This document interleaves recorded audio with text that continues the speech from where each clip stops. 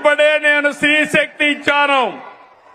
ఈ రోజు మీ అందరికీ హామీ ఇస్తున్నా, దసరా రోజున ఆటో డ్రైవర్లందరికీ వాహన మిత్ర కింద 15,000 రూపాయలు ఆర్థిక సహాయం చేస్తామని అనౌన్స్ చేస్తున్నాను.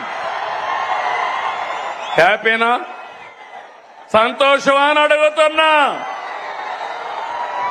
ఎన్నికల్లో చెప్పాం, ఎన్ని కష్టాలున్నా చేస్తాం.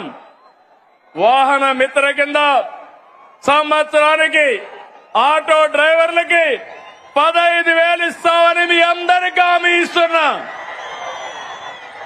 ఇది మంచి కార్యక్రమం అనుకుంటే గట్టిగా చప్పట్లు కూడా చెప్పండి, మంచి కార్యక్రమం అని.